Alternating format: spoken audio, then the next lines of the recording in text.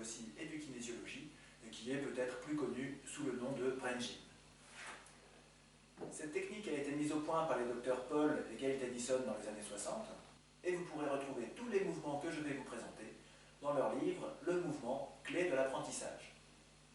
La kinésiologie éducative est une technique qui vise à améliorer les capacités cognitives, à améliorer l'attention, la concentration et l'envie d'apprendre en effectuant des mouvements simples. Il peut paraître étrange que d'effectuer des petits mouvements puisse avoir des répercussions sur notre envie d'apprendre, mais n'oublions pas que les enfants, quand ils naissent, ne peuvent se mouvoir que par des réflexes dits archaïques qu'ils ont développés dans le ventre de leur maman. Et quand ils naissent, ils vont mettre en place des connexions neuromusculaires intenses afin d'apprivoiser leur corps et d'arriver à faire des mouvements volontaires et conscients.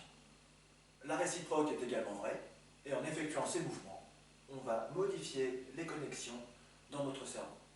Évidemment, ces mouvements ne sont pas réservés qu'aux enfants, et tout le monde peut les pratiquer, de l'étudiant qui s'apprête à passer un examen, à l'adulte qui veut faire sa comptabilité ou tout travail administratif, et on peut même les utiliser avant d'aller faire une leçon de danse ou toute activité physique.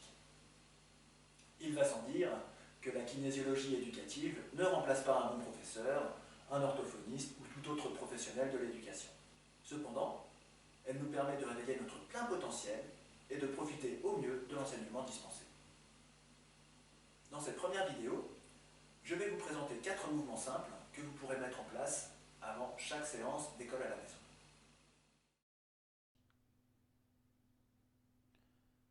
Notre corps est composé à 70% d'eau, 90% pour notre cerveau.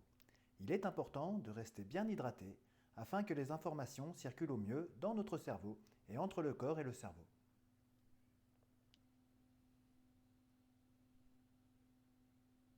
Cet exercice consiste à stimuler des points d'acupuncture de la médecine chinoise. Il y a un méridien, qu'on appelle le vaisseau-conception, qui part du périnée et qui remonte sur la ligne médiane de notre corps pour se terminer au niveau de la lèvre inférieure. C'est ce que le docteur Denison appelle le point d'ancrage. Et de même, un autre méridien remonte sur la ligne médiane sur la face postérieure de notre corps, fait le tour de la tête et s'arrête sur la lèvre supérieure. C'est le point de l'espace. Pour solliciter ces points, nous allons mettre la main aux cloches au niveau du nombril et les stimuler en même temps. C'est la dimension haut-bas qui signifie « je suis ici ». On peut les stimuler 20 à 30 secondes.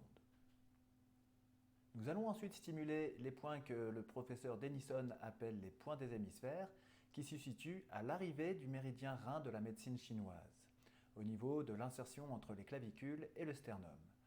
On garde la main en cloche et on va stimuler ces points, également de 20 à 30 secondes.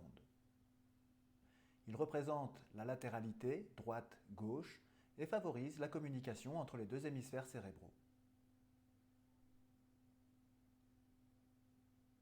Ces exercices énergétiques favorisent un retour au calme après une activité ou quand on est un petit peu agité. Enfin, toujours avec la main en cloche sur le nombril, on va stimuler le sacrum. Ce mouvement favorise la circulation du liquide céphalo-rachidien. On est sur la dimension arrière-avant, l'arrière représentant le passé et l'avant représentant l'avenir. C'est « je suis maintenant ».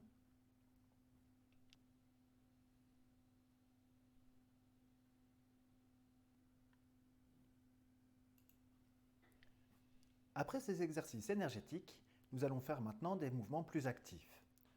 Nous savons que l'hémisphère gauche de notre cerveau contrôle la partie droite de notre corps et inversement. En bougeant en même temps des membres opposés, nous allons solliciter des zones situées dans les deux hémisphères du cerveau, favorisant ainsi les échanges entre hémisphères droit et gauche. Après avoir effectué une vingtaine de cross-crawls, nous allons maintenant faire une vingtaine d'homocrawls, des mouvements homolatérales, qui visent à activer les aptitudes liées à chaque hémisphère cérébral.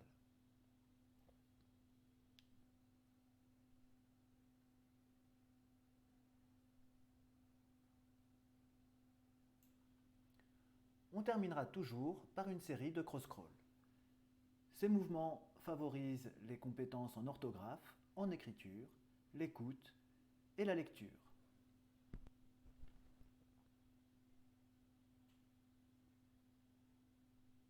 Pour effectuer ces mouvements, nous allons tendre les mains devant nous, les pouces vers le bas, croiser les mains et ramener les mains au niveau de la poitrine. Nous allons croiser les jambes et à l'inspiration, lever les yeux vers le ciel et les descendre à l'expiration. La langue suit les yeux et à l'inspire, elle monte au niveau des incisives et on la décontracte à l'expiration. Ces mouvements sont bons pour un retour au calme.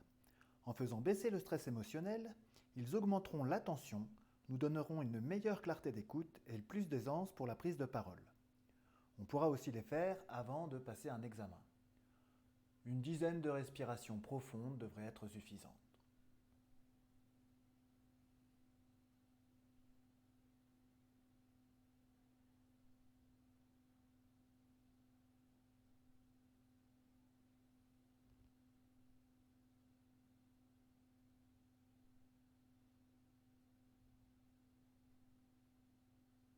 Pour la deuxième phase de ce mouvement, nous pourrons décroiser les jambes, se relâcher et joindre les doigts des deux mains. Encore une fois, une dizaine de respirations devrait suffire.